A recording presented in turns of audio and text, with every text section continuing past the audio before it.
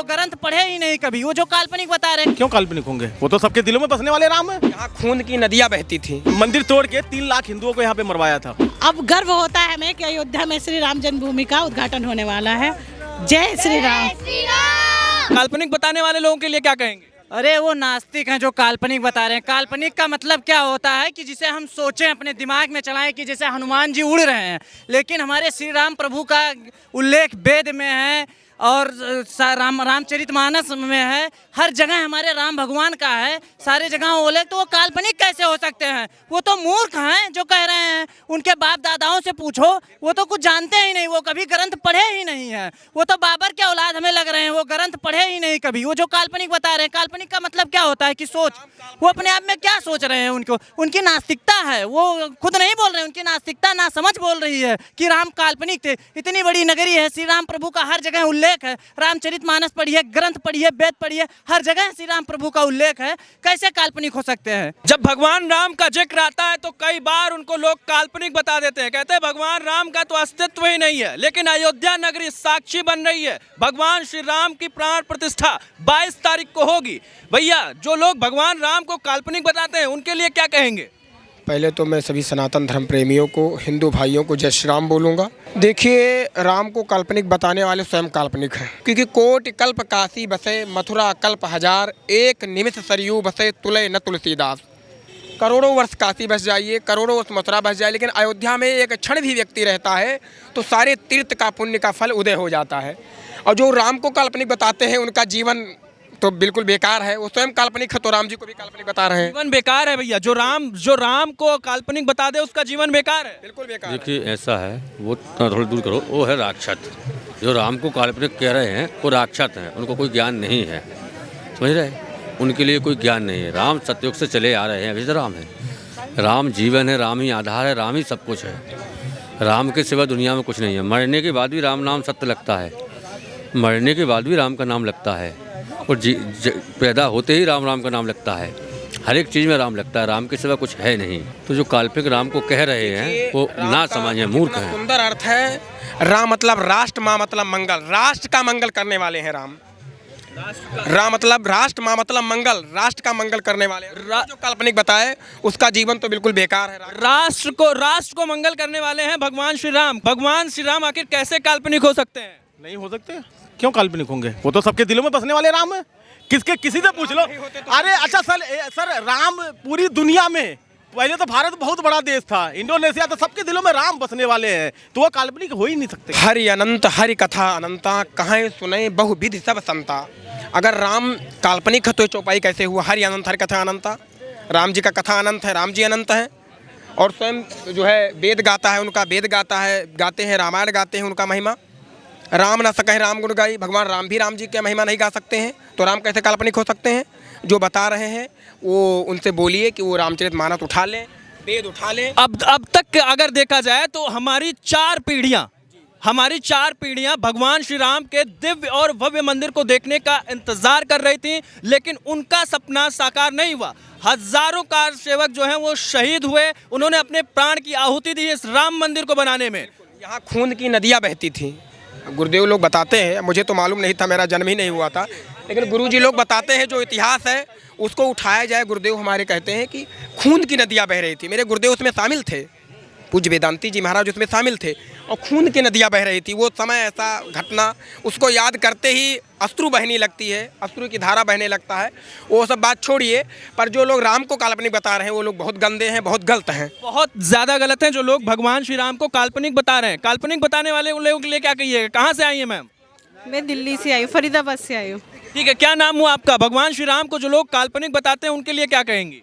ये तो प्रूफ है, साफ नहीं है। काल्पनिक होते तो ये सब नहीं होता, ये तो दिख रहा है कि क्या है, बोलने से क्या होता है। तो दूर दूर से लोग यहाँ पे भगवान श्री राम का अभी मंदिर बन रहा है, उनका दर्शन 22 तारीख के बाद शुरू होगा, लेकिन उससे पहले ही लोग आना चाहते हैं अयोध्या को अपनी आंखों से बनता हुआ देखना चाहते हैं, अपनी आंखों पे, पलकों पे सजाना चाहते हैं। यद्यपि सब वैकुंठ बखाना, वेद निगम आगम सब वैकुंठ का बखान करते हैं, लेकिन मेरे राम जी कहते हैं अवधपुरी सम प्रिय नहीं तो हूँ। अयोध्या के समान हमारे लिए कोई प्रिय नहीं है। जो लोग काल्पनिक बोल रहे वो भी प्रार्थना करें राम जी से कि प्रभु कहीं ले चलिए या नहीं ले चलिए, लेकिन अयोध्या अवश्य हमको दर्शन कराइए।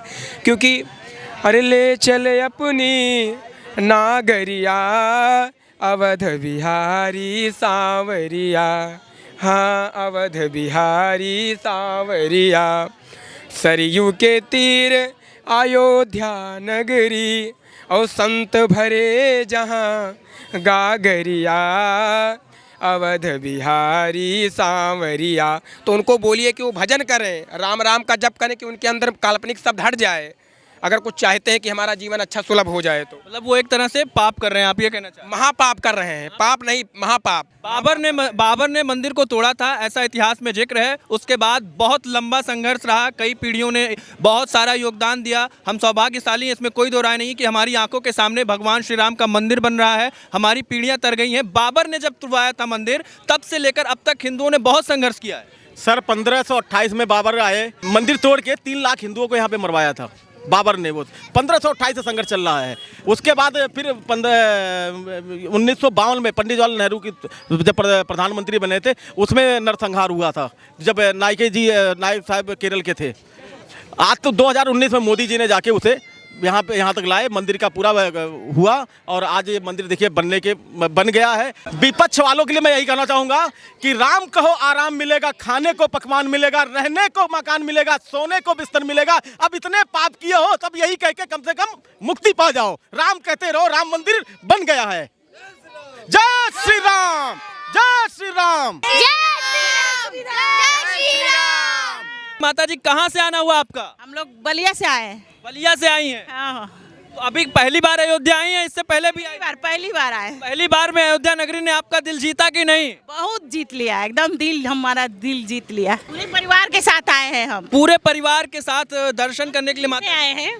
अयोध्या में पहली बार हम भी आए हैं श्री राम जी का दर्शन करने के लिए, जन्मभूमि का दर्शन करने के लिए। बहुत ही अच्छा लगा हमें। तो अभी मतलब पहले आप कभी अयोध्या नहीं आए थे? नहीं, पहले जब किसी से पूछते थे सब कहते थे वहाँ कुछ नहीं है अयोध्या में। अब गर्व होता है हमें कि अयोध्या में श्री राम जन्मभूमि का उद्घाटन होने वाला है। जय श्री राम। इसका श्रेय किसको देना चाहेंगे? ऑफ कोर्स मोदी जी हैं और योगी जी हैं, तभी मुमकिन है। मतलब मोदी है तो मुमकिन है? जी जी बिल्कुल मुमकिन है। 24 का क्या कहिएगा? मोदी जी ही आएंगे, और कौन आएगा? मोदी जी आएंगे तभी तो राम राज आएगा।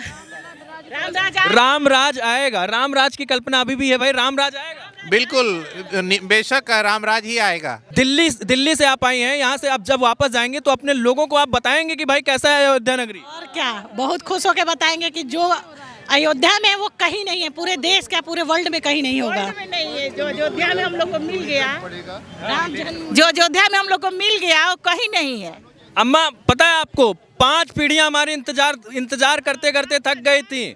500 साल बीत गए, उसके बाद आज हमारे आंखों के सामने हमारा ये भव्य और दिव्य मंदिर बन रहा है। ये सब देख के दिल को खुशी मिल रही, अंदर से ये हो रहा है कि हाँ 2024 में भी मोदी जी ही आए। अवधपुरी प्रभु आवत जानी, ओ भई सकल शोभा के खानी। अवधपुरी में जब राजा राम आए थे तो देवता लोग भी पुष्पों की वर्षा करने लगे थे। तो वो वही अवधपुरी है कि जिसका यद्यपि सब वैकुंठ बखाना, वेद पुराण निगम सब जाना। अयोध्या का वैकुंठ का वखान तो वेद पुराण निगम आगम करता है, लेकिन मेरे राम जी क्या कहते हैं कि अवधपुरी सम प्रिय नहीं सोहू। अयोध्या के समान हमारे लिए वैकुंठ भी प्रिय नहीं है। और मंगल भवन अमंगलहारी, द्रबहु स्वदशरथ अजिर बिहारी। मंगल, जो मंगल के घर हैं और अमंगल का हरण करने वाले हैं, वो मेरे दशरथ जी के लाल भगवान श्री राम हैं। और यदि श्री राम जी को यदि कोई कुछ बोलता है तो आत्मा से कष्ट होता है, राम को जो काल्पनिक बताता है तो आत्मा से कष्ट होता है। क्योंकि यदि राम जी, हमारे लोग काल्पनिक राम जी को कहने लगेंगे तो फिर क्या बचेगा इस संसार में। तो इसीलिए गोस्वामी तुलसीदास जी कहते हैं कि हरि अनंत हरि कथा अनंता, कहें सुने बहुविध सब संता। राम जी की कथा अनंत है, राम जी स्वयं अनंत है। और संत लोग भी अपने मति के अनुसार अलग अलग से उनकी महिमा का गुणगान करते हैं, बखान करते हैं।